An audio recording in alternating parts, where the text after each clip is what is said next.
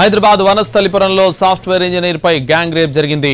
ఓ హోటల్లో యువతిపై సామూహిక అత్యాచారం చేశారు. స్నేహితుడితో కలిసి హోటల్కు వచ్చిన యువతి మద్యం మత్తులో ఉండగా ఆమె స్నేహితుడితో పాటు మరొకరు అత్యాచారం చేశారు. యువతి ఫిర్యాదుతో పోలీసులు కేసు నమోదు చేశారు.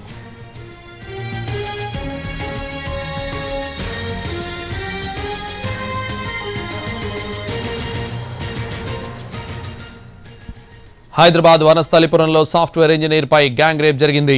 ఓ హోటల్లో యువతిపై సామూహిక అత్యాచారం చేశారు. స్నేహితుడితో కలిసి హోటల్కు వచ్చిన యువతి మద్యం మత్తులో ఉండగా ఆమె స్నేహితుడితో పాటు మరొకరు అత్యాచారం చేశారు. యువతి ఫిర్యాదుతో పోలీసులు కేసు నమోదు చేశారు. ఇదే విషయానికి సంబంధించి మరింత సమాచారం మా crime input editor Ramesh Vaitla phone లైన్లో అందిస్తారు. రమేష్,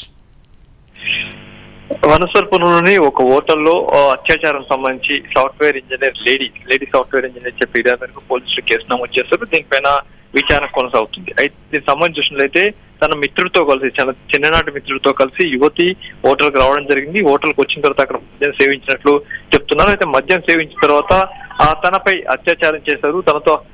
తన చిన్ననాటి మిత్రుడితో పాటు మరొకరు కూడా తనపై అత్యాచారం చేశారని చెప్పి మనకు పోలీసులకు ఫిర్యాదు చేయడం జరిగింది. దీనిపైన పోలీసులు విచారణ కొనసాగుతుంది. అయితే ఆ హోటల్కి వచ్చిన వాళ్ళు అంటే వీళ్ళిద్దరు కలిసి వచ్చినప్పుడు వాళ్ళ ఆధారాలు కూడా అటు హోటల్ ప్రతినిధికి ఇవ్వడం జరిగింది. దాని మేరకు ఒకరు మాత్రం గుర్తించారు. అయితే ఆ చిన్ననాటి మిత్రుడితో వచ్చిన మరొకరు ఎవరనే విషయం కూడా తెలుసుకునే ప్రయత్నం అయితే కొనసాగుతుంది. ఇప్పటికే సీసీటీవీ ఫుటేజ్ మొత్తం రికవర్ చేయడం జరిగింది. దీనికి సంబంధించి రాత్రి నుంచి కూడా పోలీసుల విచారణ కొనసాగుతుంది.